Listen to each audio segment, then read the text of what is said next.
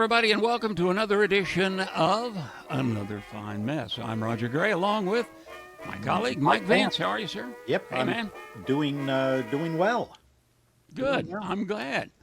You're doing better than they are in Iran right now. Why don't we start with that? Because, let's see, we're recording this on Wednesday at around 11 o'clock Central. Who knows what the policy is today? It changes daily. Monday, the president said that we would escort ships through the Strait of Hormuz for a price, Yeah. like 20% of the value of your cargo.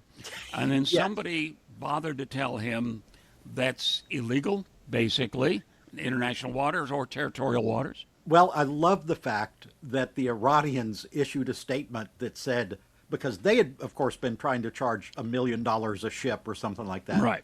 But they said, congratulations to Trump for figuring out that that is a good idea to charge people to go through the strait, although his price is way too high and we will be much more fair.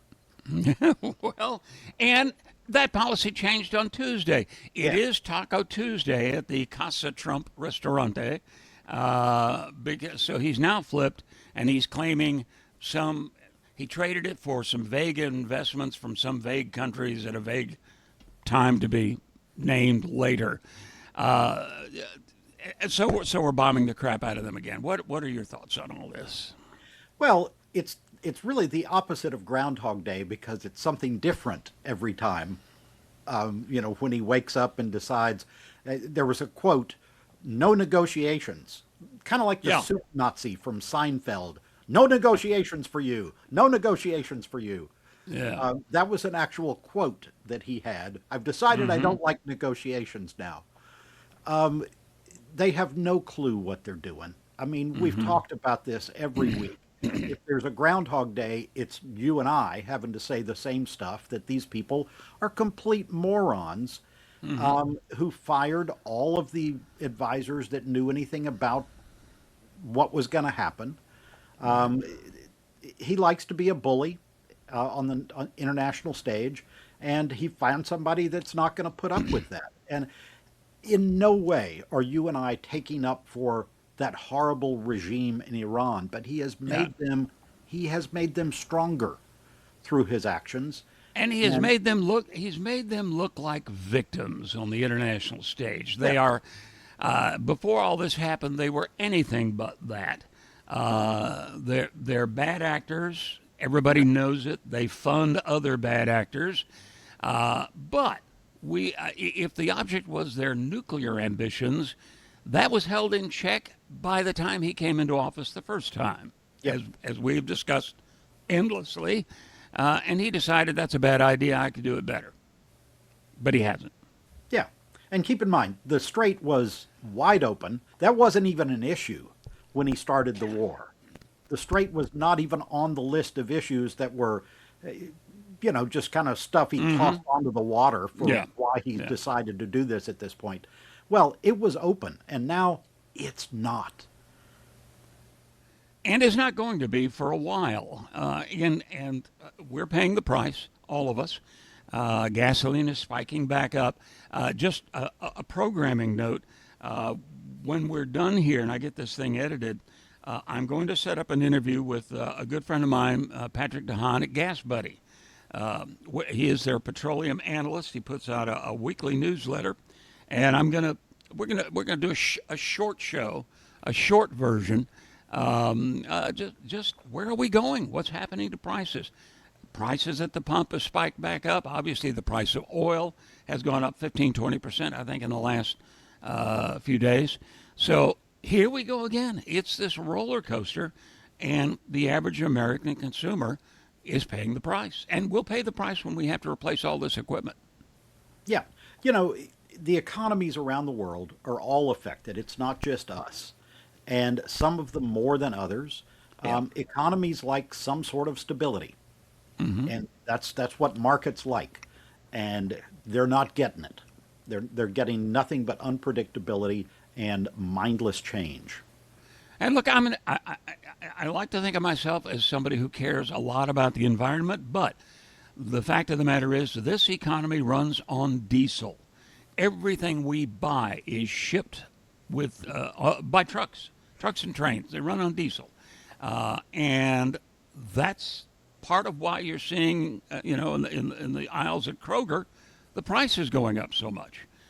Farmers depend on diesel for their equipment. It's a snowball effect that's hitting everybody right now, and all we get is, well, but they won't have a nuke. Well, maybe. We'll Yeah, see. exactly, maybe. And there are people that are out there, the handful that are still defending this action in the first place, are all going, well, it was time. It was time to go in and end this once and for all. We are farther away from ending that regime once and for all than we have been in 60 years. So there's nothing good about him starting this war, and there is certainly nothing good about the way he's prosecuting it. And the Ayatollah that he killed has been replaced by an Ayatollah who is even more radical. So here we go. We shall see. By the way, the president is going to be on the air on Thursday, giving a speech with some revelatory evidence about an election 6 years ago now. Yeah, and let's keep in mind that there have been close to 100 lawsuits over that election. All of them had no evidence. Most all of them, I can't think of any that were tossed out of court. There were lawyers disbarred over this ongoing effort. It's more distraction. It's more grievances that he carries with him. He has always been thin-skinned, and again, this goes back to way before he was president the first time. He has had the same character flaws his entire life, which has been held in public. And when in doubt, sue somebody. We're having reporters from the New York Times, government DOJ lawyers or agents are showing up at their doorsteps with subpoenas. He cannot handle. Look, you and I and everybody listening to this, all 10 people, have all had to face disappointment here and there. We've lost gigs. We've not gotten promotions. We've not gotten raises. Things happen. Life happens. He cannot accept that. He cannot accept. Every politician knows you win some, you lose some. It's better if you win, but you don't spend the rest of your life crying about it and whining that you were cheated. He wasn't cheated. It was by all accounts his own Bill Barr, his own hand-picked attorney general, told him it's over. It was a fair election. We lost. Yeah. Move on. Yeah, and meanwhile, it's the whole end game is to make voting very difficult for millions of Americans.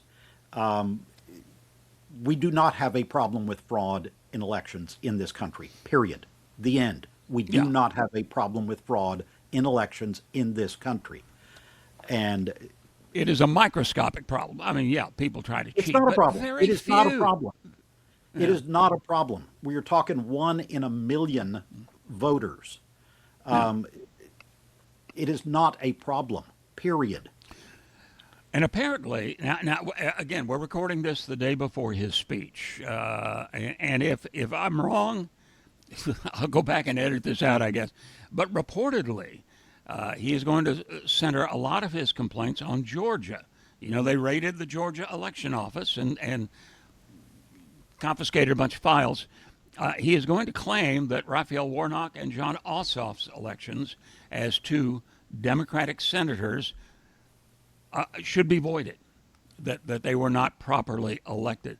Georgia has examined this over, I forget how many times, 6, 7 times, canvases of the election. Republicans Yes. in Georgia. Yes, not Indeed. Democrats in Georgia. Republicans in Georgia have examined this. He is And on said- tape. He is on Yeah. tape in Georgia calling up and saying, where are the 11,000 votes, 11,000, whatever the number is. Yeah. Where are those Said, votes? "Find that me." was Find Georgia. me those votes. Yeah, more to the point. Yeah, While we're in the South, let's head to South Carolina. We lost a familiar face in the Senate this week. Lindsey Graham passed away. Your thoughts, sir?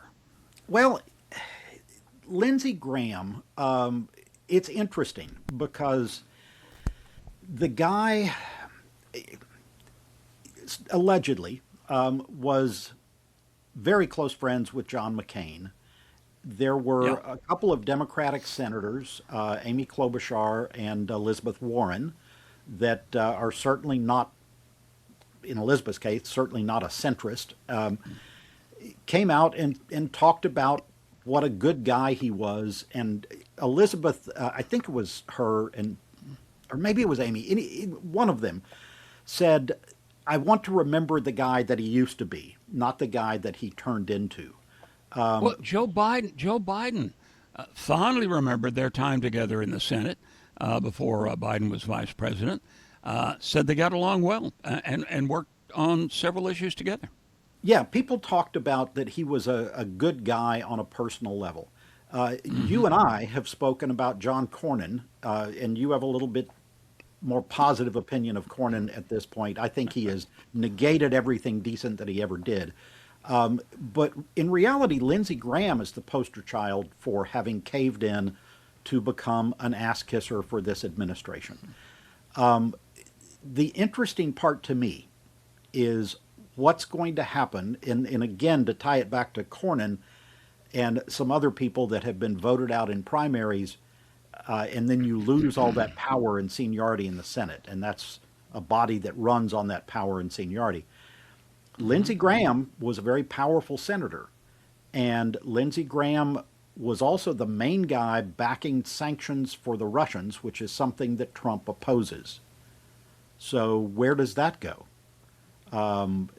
There are some big issues that are coming up where Graham came down. He was, on the other hand, very much pushing that $1 trillion defense budget, Yep. which the Democrats have temporarily stopped.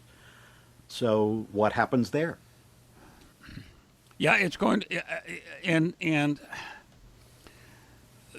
they need it. I will say that they need money, and they need money because the president has involved us in a pointless conflict, a conflict that didn't have to happen, a conflict for which he has no end game. He has no plan. He had no plan getting into it, and he doesn't know how to get out of it other than bomb the crap out of people, as I mentioned earlier.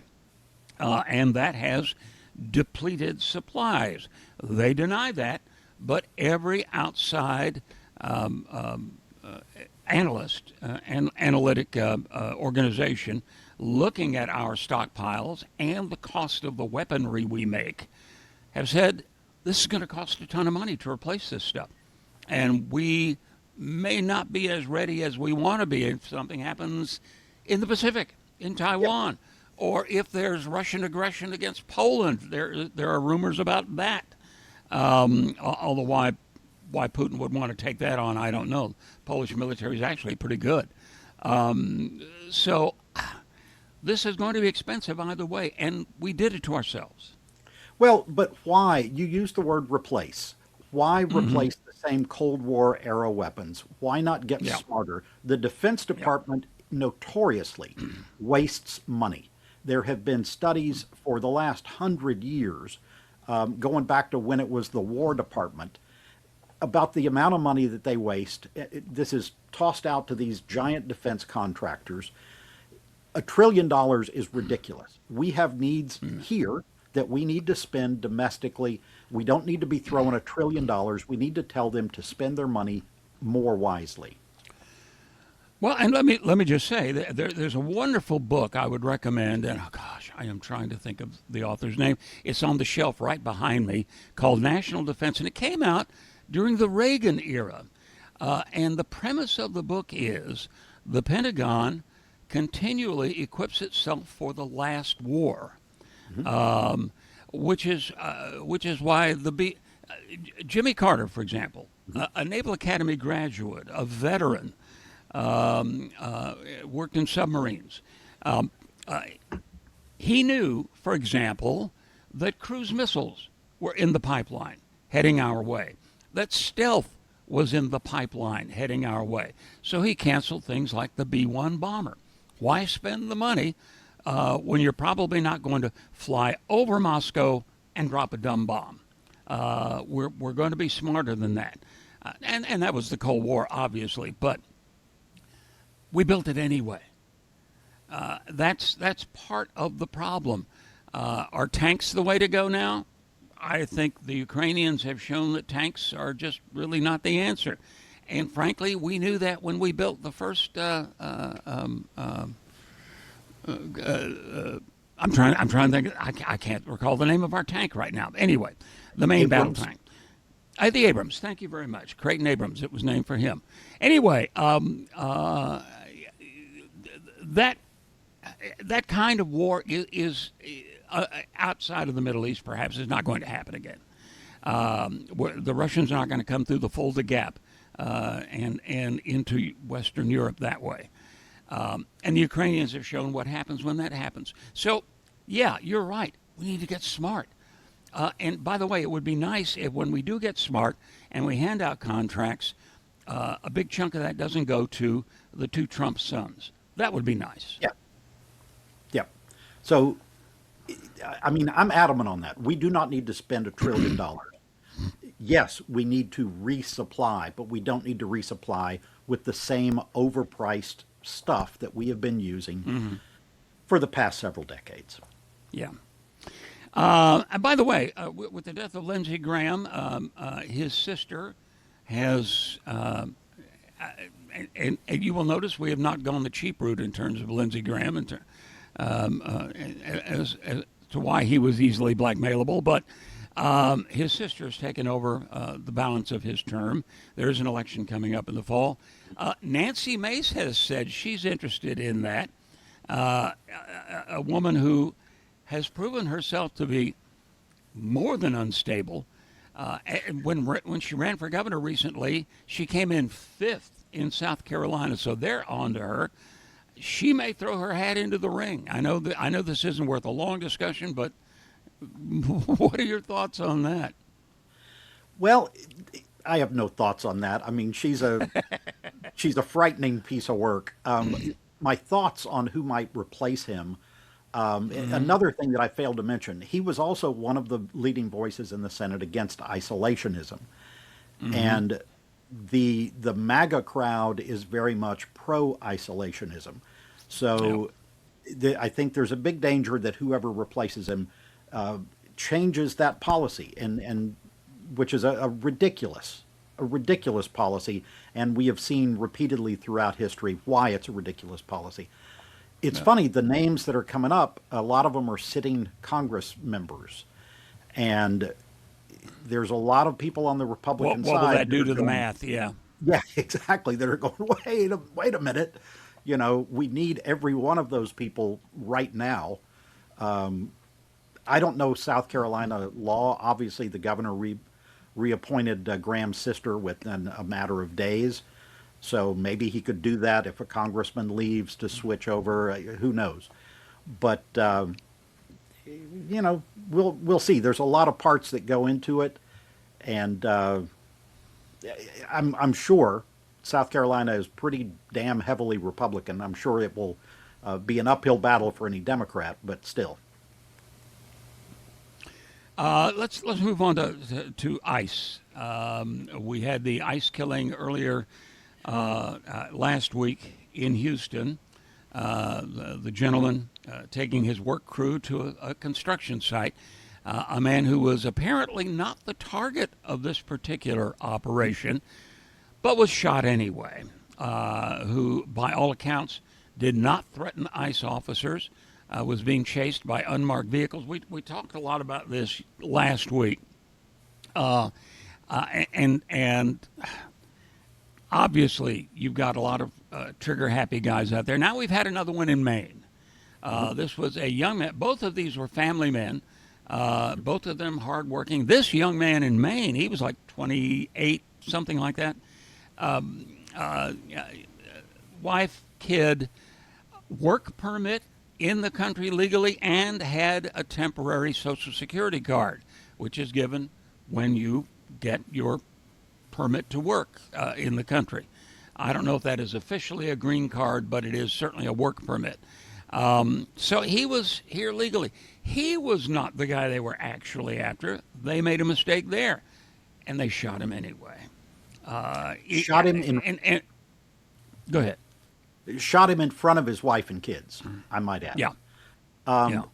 So before we even get to this, I want to mention that I mistakenly said Janet Good. It was Renee Good Oh, yeah. that was killed. So I wanted to correct that. That was from last week. So Oh, okay. Okay. there are 22 people that ICE have shot since January of 2025 when this buffoon came back into office. And, sorry, about to sneeze. So 22 people have been shot you by hate that? ICE. Yeah, I do, and it's not coming.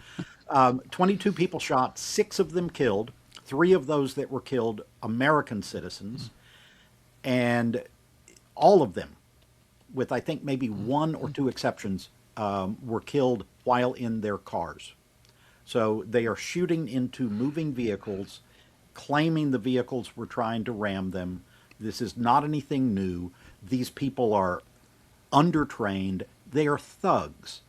This is everything wrong with law enforcement, where you get that post 9/11 more militarized law enforcement, that feeling that, we're invincible, we can go out, we're going to shoot first and ask questions later. The idea that they're wearing masks is just reprehensible. The video in Houston showed that not only were they unmarked vehicles, they did not even have flashing lights chasing this white work van. So these are just 2 black SUVs chasing. One of them apparently rammed into the white work van that belonged to Lorenzo Salgado, and there's no excuse. They are murdering people. They are murdering people on American streets, and even though Mark Wayne, whatever the hell his name Yeah. is, even though he has said we need to stop most of these vehicle stops temporarily, Hiroshito in the White House said, no, we don't need to do that. We need to keep stopping these vehicles. Yeah, Homan had issued or Mullen, I guess through Homan, Yeah. had said let's hold off on the traffic stops for a while. The young man who was shot in Maine, the guy who did it was a new recruit, fairly new recruit. They have shortened the training cycle for these guys to get more of them out on the street, and we are seeing some of the results. They're simply undertrained and obviously trigger happy.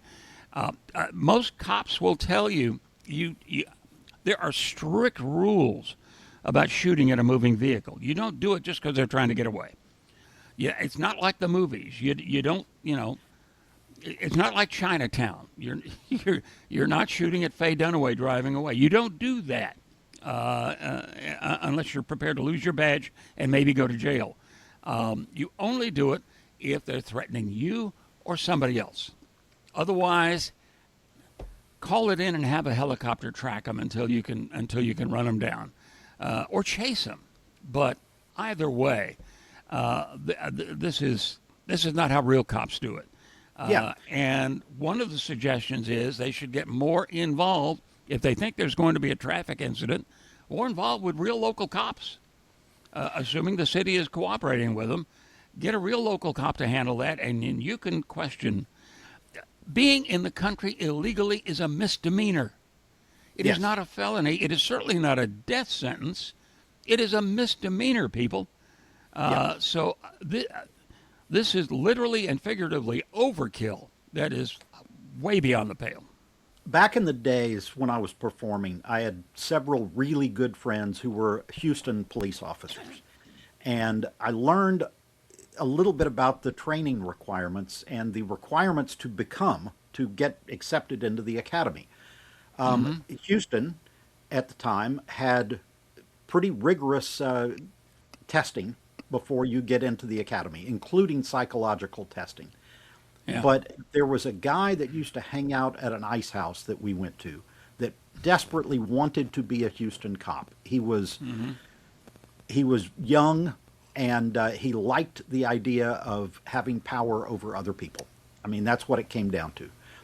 HPD, he applied twice, and both times they looked at him and they said, no, you did not pass the psych eval. You are not getting into the HPD academy. Come to find out, and I heard this from the HPD guys, that there are steps down. And it's not only going to a small county, but going to like a constable's office or going to a step down where they don't care about that kind of stuff. The training is lesser than what you get at the big city police departments. Yeah. And that's what they are doing with these ICE people. They are lowering the requirements to get in. They are lowering the amount of training, and you get what you expect to get. You get a bunch of thugs out there that are trigger happy, don't know what they're doing, and it's murder. These are not FBI agents. These are not going through FBI training at Quantico. Yeah, exactly. That's not how it works. Yeah, with ICE, they need to just go back to patrolling the border. Quite frankly. But and by the way, along with this, if I watch the Speaker of the House face reporters, and when asked about a controversial and right there in 6-point type in the headlines issue, if I hear him say, "Gosh, I'm not familiar with that. I'll have to get more information," I'm gonna throw something at the TV. It is nuts. It is his standard evasion. You are the Speaker of the House. You passed the budget for these people. You ought to know what's going on, and you ought to damn well answer questions about it. He is the most. Gosh, you know, I had better hopes for him, frankly, after what's his name, but he may be the most ineffective speaker in years. Well, that's a pretty low bar. So Yeah. let's say that. I mean, and this is a party that can't even tell you for sure if one of their former Senate leaders is alive or dead in Kentucky. Yeah. The picture that they post was proven to be from 3 years ago. When they look and the wrinkles on the shirt are exactly the same, that they have photoshopped into a different. I mean, come on, the idiocy over there is rather legion right now, Roger. So single him out if you want to, but he ain't alone. Yeah. So, okay, let's move on. Speaking of the only Congress we have, you know, we're kind of stuck with it for now. You want to talk a bit about the housing bill? It finally became law. The president refused to sign it. He didn't like it. He wanted them to pass the SAVE Act first. But it went into effect finally. One of the very few things I can recall in recent years that was reasonably bipartisan. Yeah, it was very bipartisan, as a matter of fact, and which is amazing this close to an election. With the midterms right around the corner, it's amazing that they do that because neither side wants to give, which is just inane, wants to give credit to the other side. They don't want to let them be able to go out and campaign on saying, I passed this. But both sides stepped up to understand that we have a major affordability crisis in housing all over the country, and something needed to be done. As with a lot of things, there was a lot of red tape that didn't need to be there. And so they're cutting that red tape. Interestingly, one of the biggest things in that bill is the elimination of steel chassis for modular housing. So, in other words, trailers. There was this kind of nod that, all right, it has to be able to move like it's a trailer, even though you're going to move it into place and it's never going to move again. It's your home. So that was eliminated, and they're able to create more modular housing, you know, pre-manufactured housing. And that's going to help out in a lot of different places for people that want a first-time home, or people in general that don't have a huge amount of money to spend, but would like something that they can own. And the other thing that's being bandied about is that investment purchase of rental properties that keeps people from going out and buying a home of their own. And yeah, Some corporation buys up a bunch of rental homes. Yeah. yeah, and they limited that, but geez, you can still own 350 houses. So it's, if they were really serious, it's a start. Okay, I'm not Yeah. complaining. It's a start. And this was something that Trump had said, yes, we need this. And then on the day of the signing ceremony, he's like, I'm not going to sign this. I'm not going to sign this. So again, just whatever is his whim of the day, and however he is digesting the Big Macs, just rules the day. So it became law without him signing it. And by the way, the speaking of the Big Macs, and parenthetically, the health department has RFK. They've stopped tracking the virus, the bacteria that causes the explosive diarrhea. I forget the full technical name of it, and it is now, of course, they stopped tracking it. So it is now, of course, becoming a problem. And in my book, the words explosive and diarrhea should never be in the same sentence. No, and I don't know It's if not a good thing. I don't know if you saw this. It's tied to lettuce and unwashed fruits. The same thing they tell you don't do when you go to Central America. Don't eat those things. Is now a problem here. Taco Bell came out and they said that they were getting rid of some of those temporarily, like apparently the shredded lettuce. And my first thought is, it's Taco Bell. How can you tell what's causing that? Isn't everything on your menu? And that's a joke, folks. Nobody from Taco Yeah. I don't want to hear from Taco Bell's lawyers. I'm kidding around. It's a joke. It's a joke, folks. By the way, before we leave the administration, well, we're not going to leave the administration. Actually, we have a couple of other topics here. Pete Hegseth, who wrote a book back when he was at Fox, based on his extensive experience as a military officer, about all the things that are wrong. I think it was called The War on Warriors. All the things that are wrong with the military, including they're way too woke.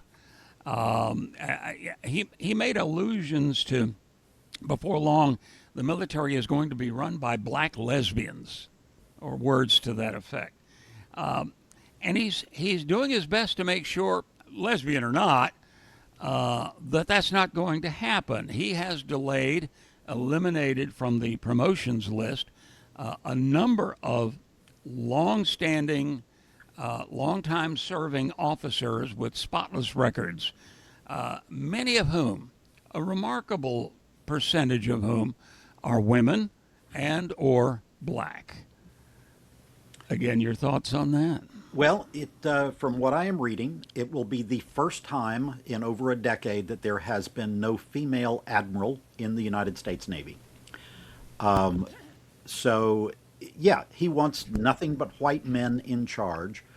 Before we went on the air, you were also talking about the beard regulation and how that was pointed at black men who have a problem with many men do with shaving. It causes razor bumps.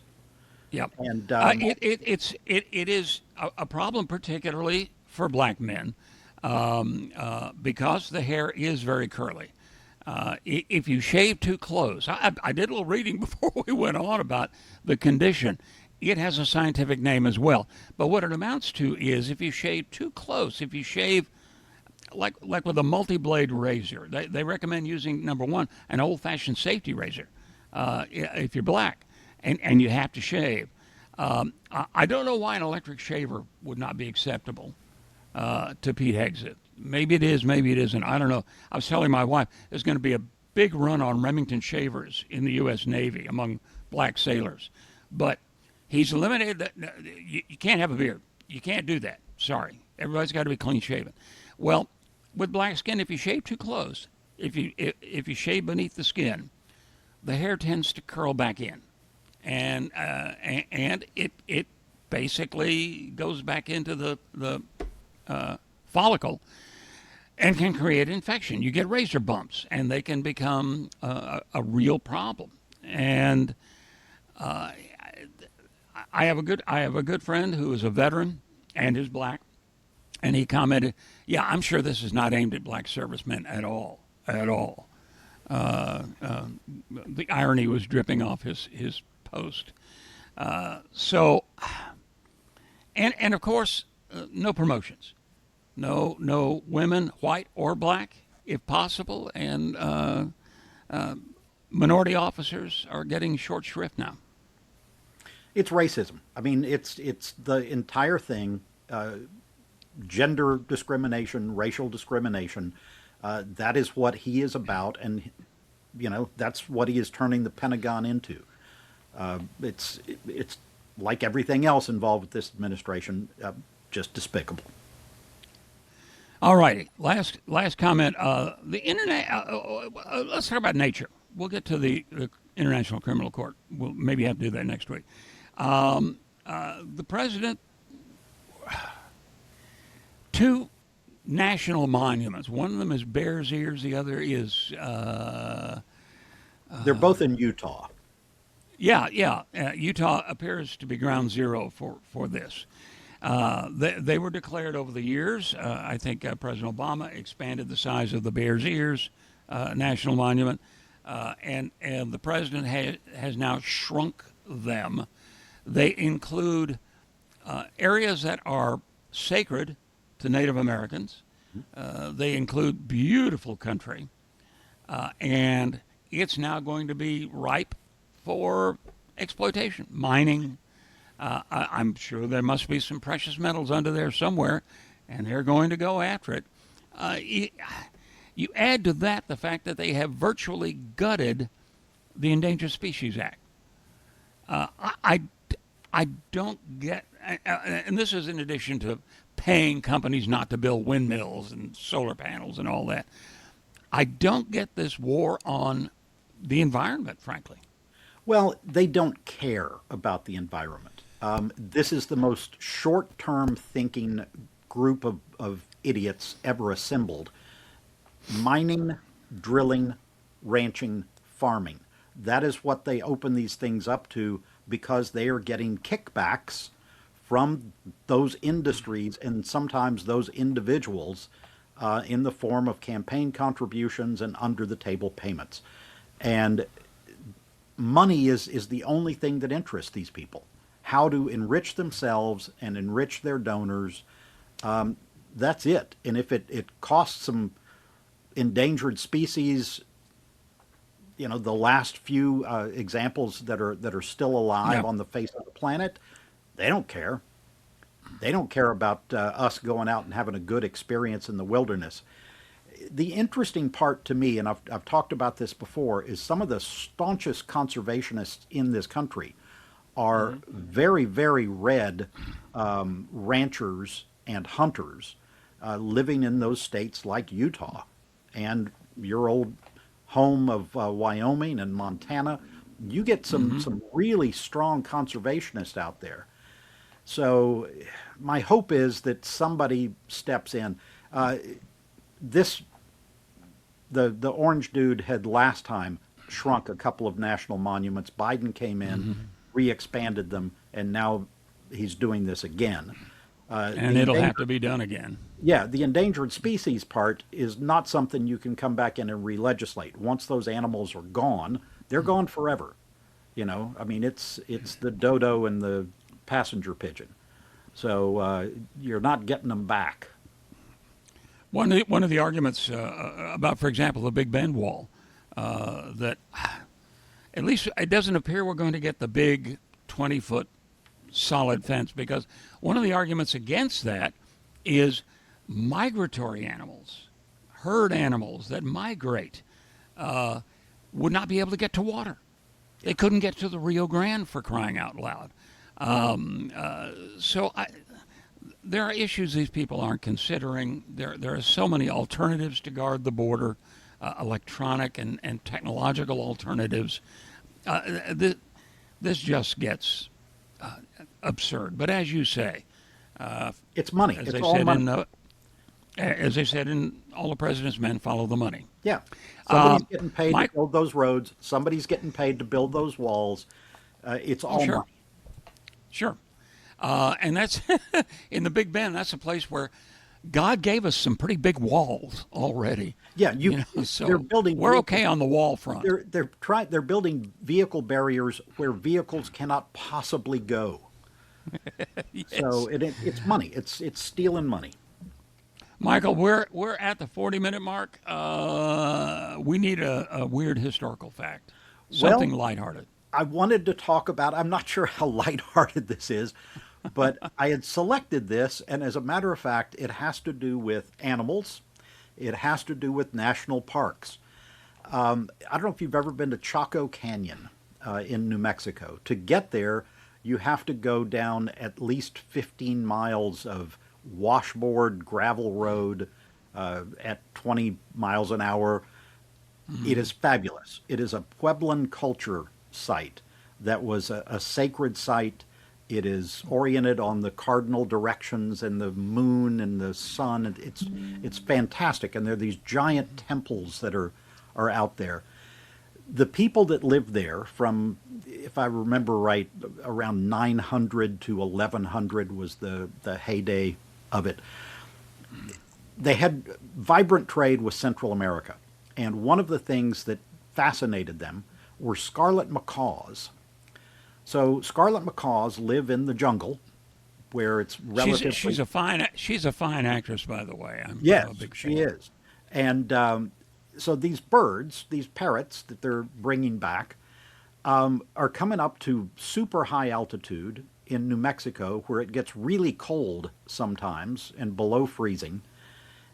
And the people that live there, the priests and chiefs and all of this in that Puebloan culture, were keeping them as pets, and they basically they weren't just keeping the ones they brought back; they had hatcheries, and there has been new scientific work that they built fires in these closed rooms in these temples to raise these scarlet macaws in New Mexico.